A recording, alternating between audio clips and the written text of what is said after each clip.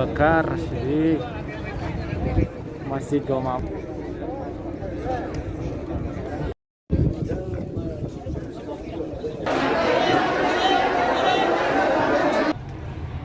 Cafe nih tutup.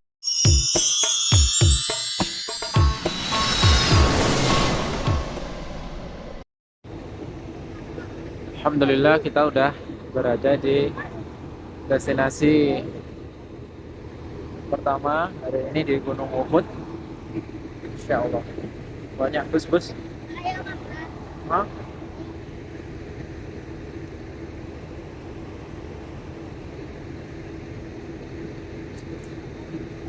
Saya langsung lagi.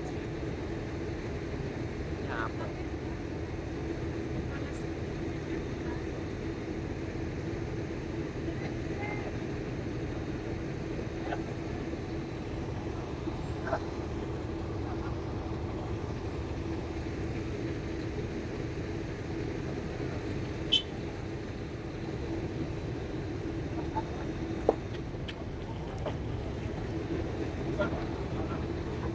Masih menunggu koordinator dari Mutawifnya ya teman.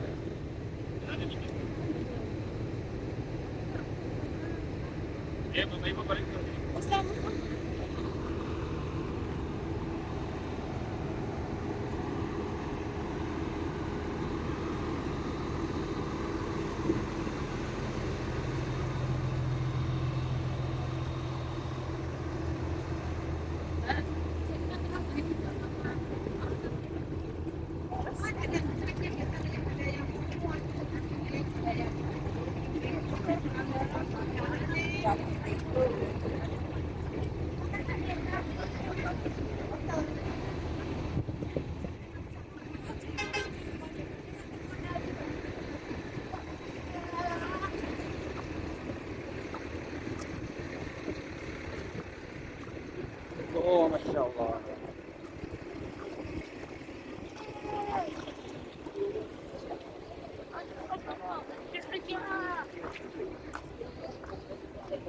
Ada barang.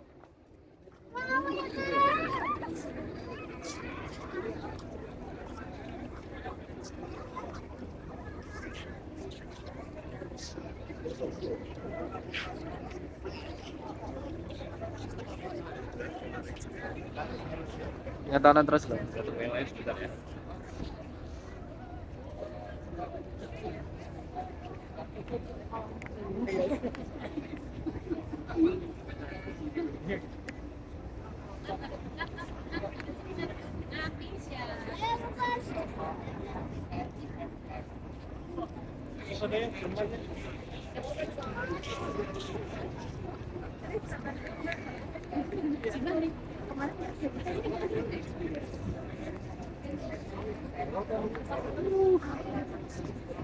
Ingatannya besar.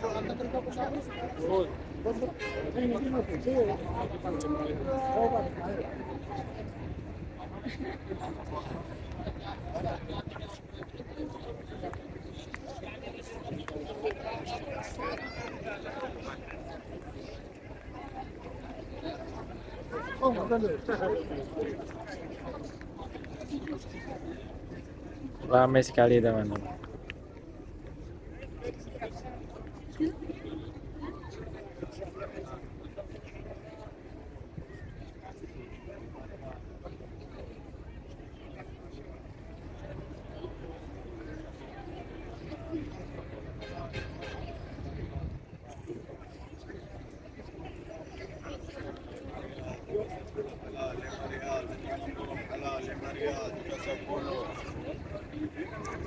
Sebentar lagi kita akan menyimak penjelasan singkat dari Mutawif tentang kisah Perang Uhud.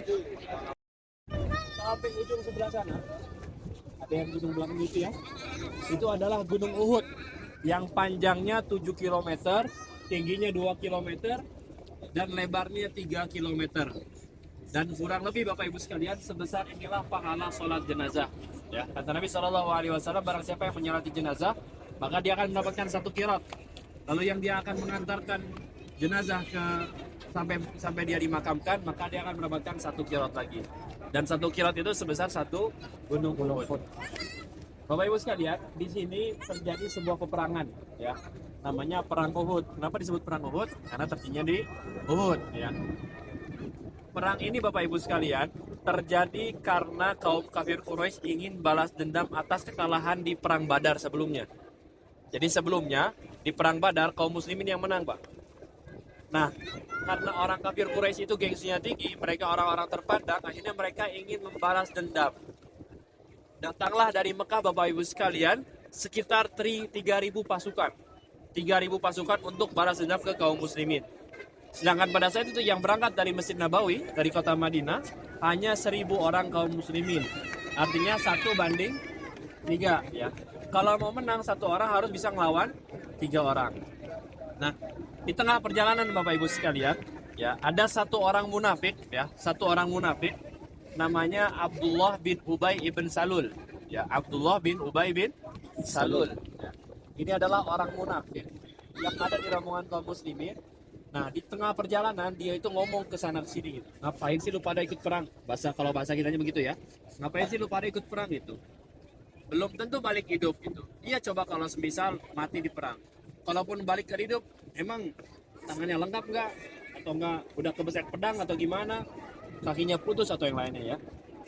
Akhirnya Bapak Ibu sekalian, di tengah perjalanan yang awalnya 1.000 orang putar balik sebanyak 300 orang.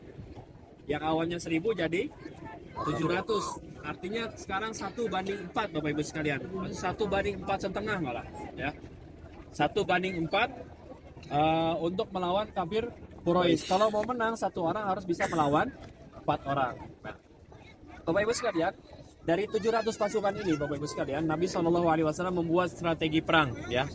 50 diantaranya disimpan di bukit yang ini. Di belakang Bapak Ibu sekalian, ini adalah namanya Bukit Pemanah atau dikenal dengan Jabal Rumat yang tadi kata Ustaz bilang ya. Jabal Rumat. Nabi berwasiat apapun yang terjadi, mau kita menang mau kita kalah, jangan pernah kalian turun dari bukit ini. Ada 50 pemanah disimpan sama Nabi, misalnya 650 pasukan siap berperang di daratan. Zaman dahulu bukitnya nggak serendah ini Bapak Ibu sekalian. Karena seiring zaman akhirnya ada yang ini pun ditinggikan dan akhirnya beberapa juga jadi kelihatan pendek. Tapi dulu bukit pemanah ini tidak sekecil pendek ini Bapak Ibu sekalian. Nah, tugas pemanah ini Bapak Ibu sekalian, tugasnya adalah menjaga kaum muslimin supaya tidak diserang dari belakang. Jadi kaum muslimin kurang lebih ada di sekitar sini. Kaum kafir Mekah, kalau semisal mau menang Bapak Ibu sekalian, harus muter dari belakang gunung ini, belakang bukit pemanah ini, supaya bisa nyerang dari arah dua sini, dari arah depan sama dari arah belakang sebelah sini. Ya. Tapi Bapak Ibu sekalian, kaum muslimin, ya, Bismillah, jemaah, gimana tuh? Ya. Jadi kaum kafir Quraisy kalau mau menang, Bapak Ibu sekalian harus putar lewat belakang bukit ini. Nah, tapi kondisi lapangan itu menguntungkan bagi kaum muslimin ya. Coba Bapak Ibu sekalian, orang kafir Quraisy yang datang dari arah sini, kalau ngelihat ke sana silau apa enggak? Silau. Jadi nyerang kaum musliminnya dalam keadaan silau. Sedangkan kaum muslimin yang menghadapi kaum kafir Quraisy tidak merasakan silau karena ngadapnya ke sana ya. Jadi Bapak Ibu sekalian, kaum kafir Quraisy itu sangat kesulitan untuk menguasai bukit ini karena kuda-kudanya ketika mendekati bukit ini dipanahin, akhirnya kuda-kudanya jadi takut dan kabur ya. Singkat cerita Bapak Ibu sekalian, kaum muslimin di atas kemenangan ya. Bahkan pada saat itu Bapak Ibu sekalian, sebagian kaum muslimin ada yang lepas helm perang, ada yang lepas baju perang dan sedang mengumpulkan ghanimah. Ghanimah itu apa? Harta rampasan perang ya. Dikumpulkan sama mereka. Nah, ketika kaum muslimin sedang mengumpulkan perang, sebagian kaum kafir Quraisy sudah kabur ke arah Mekah lagi. Sebagian ngambil harta rampasan perang, sebagian ngejar kaum kafir Quraisy, dikejar terus ya. Nah, pada saat itu Bapak Ibu sekalian, para pemanah yang ada di bukit ini pengen ikutan ngambil harta rampasan perang. Padahal tadi wasiatnya di awal apa? Mau menang, mau kalah, mau gimana pun ceritanya, jangan turun dari bukit ini. Akhirnya dari 50 pemanah itu Bapak Ibu sekalian, kurang lebih turun sekitar 40 pemanah. Yang awalnya 50 jadi sisa 6 atau 10 orang lagi di bukit ini.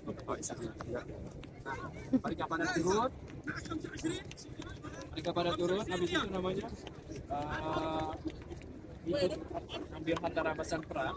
Nah, Khalid bin Walid, Bapak Ibu sekalian, yang pada saat itu masih belum masuk Islam, masih dalam keadaan kafir, ya, dia sedang memimpin pasukan kuda. Ketika melihat pasukan pemanah turun, wah ini kesempatan yang bagus.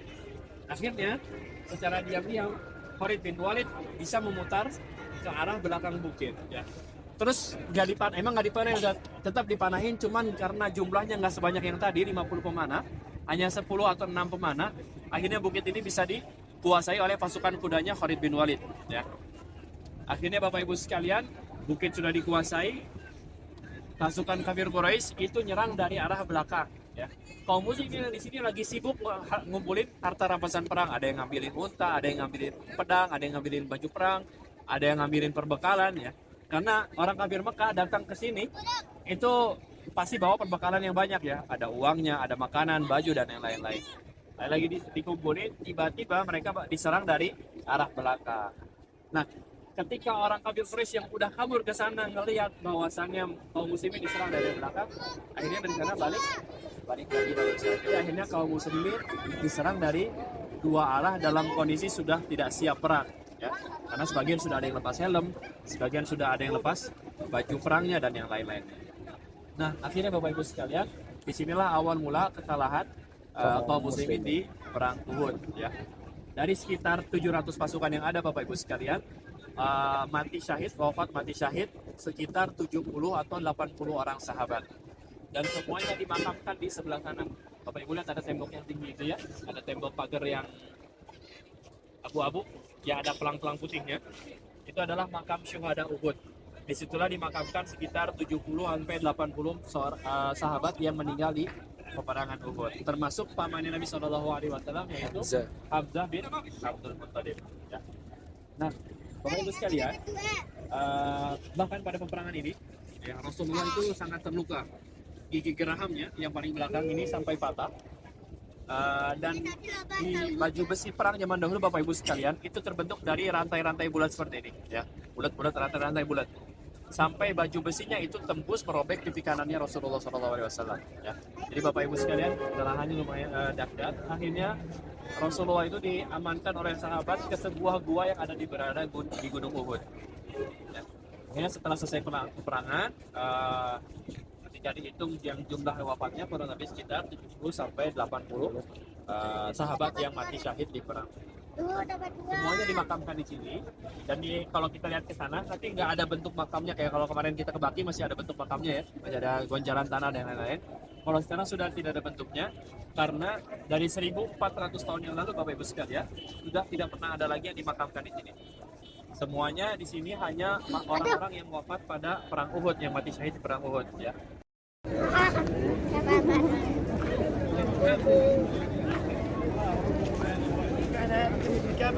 Sekarang kita berjalan menuju makam para syuhada Uhud, termasuk Hamzah radhiyallahu anhu, paman Rasulullah Shallallahu alaihi wasallam.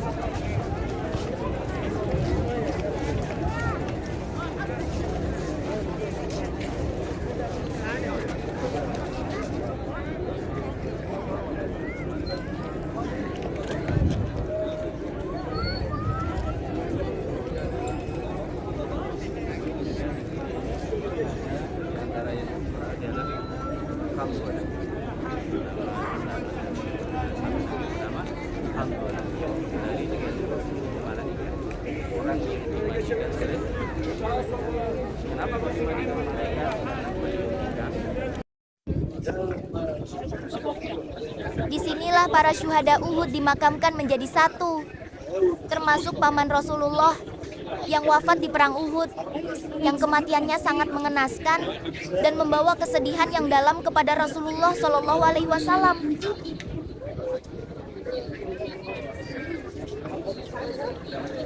Disayangkan ya, makam syuhada ternyata masih ada yang melakukan hal-hal yang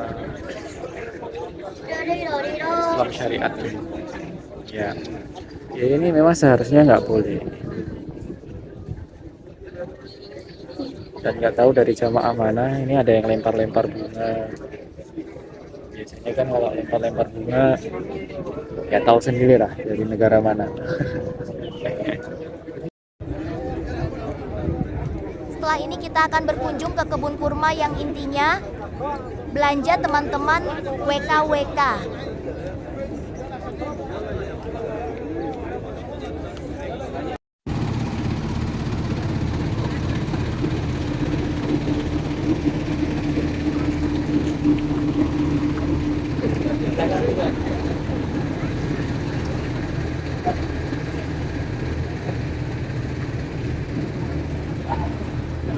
Kebun kurma. Oh, ada kafe juga ternyata.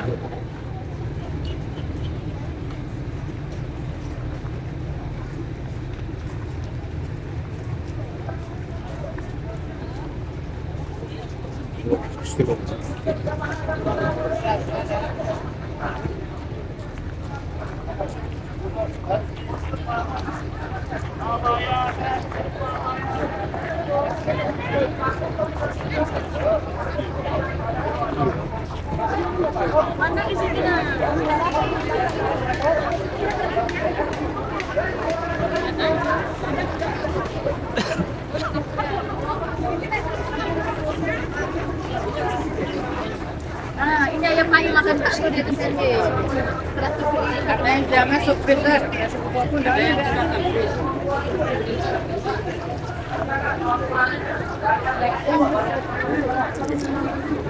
Kan ya?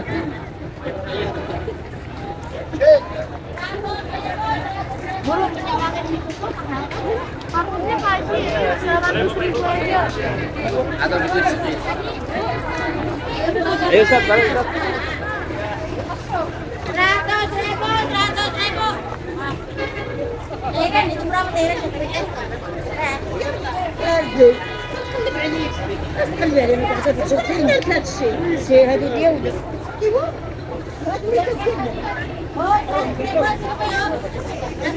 boleh silakan yuk. Minyak wanginya masih wangi.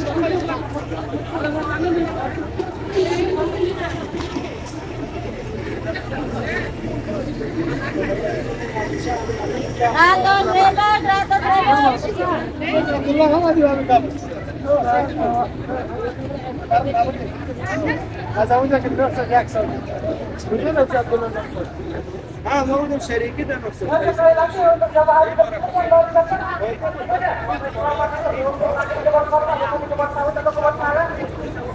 Sepertinya kebun kurma ini didominasi oleh orang-orang Indonesia saja, dong. Hampir semua yang berkunjung di sini adalah orang Indonesia. Yang jual juga orang Indonesia, mulai dari Joshua, ada bakso di sana tadi. Jauh-jauh ke Madinah belinya bakso lagi ya, anak-anak. Insya Allah.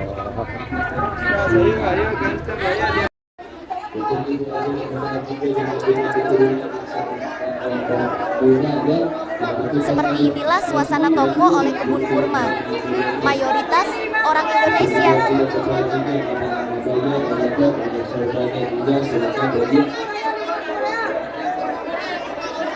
Untuk harga sendiri, di sini tergolong cukup mahal dibandingkan toko yang ada di sekitaran Masjid Nabawi. Tapi memang semua oleh-oleh sudah ada di satu tempat ini. Jadi tidak perlu muter nyari toko-toko di Madinah.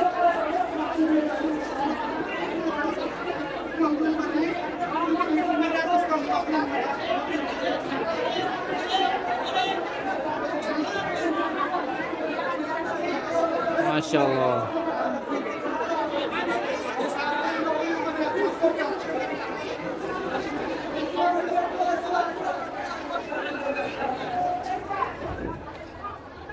Ya, keluar lagi aja teman-teman. Masya Allah.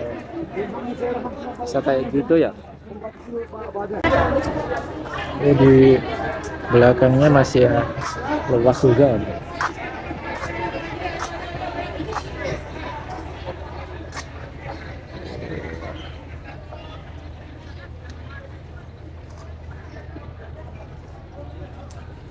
Ini sepertinya kafe tapi tutup tuh.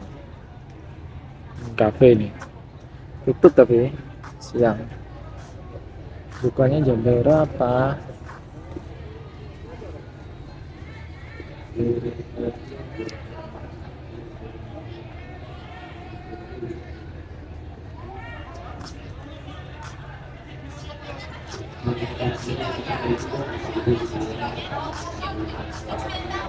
Jangan lupa subscribe dan aktifkan notifikasi untuk update video perjalanan umroh kami selanjutnya.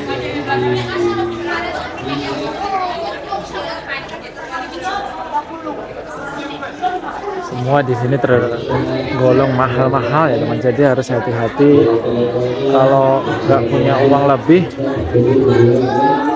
mending belinya jangan di sini, pasti habis uangnya. Kalau bisa nawar, monggo silahkan tawar menawar sampai berhasil.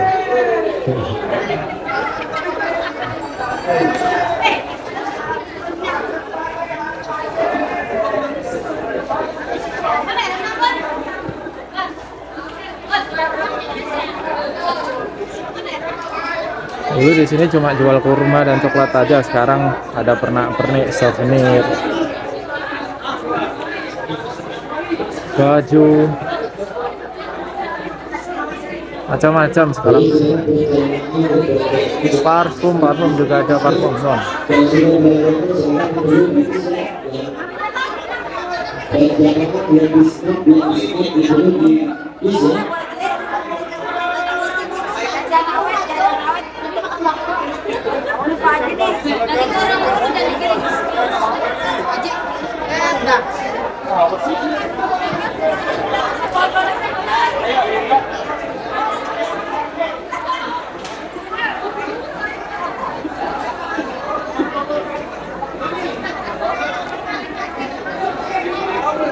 Korma muda sebelah sini Bu Haji, korma muda, korma muda.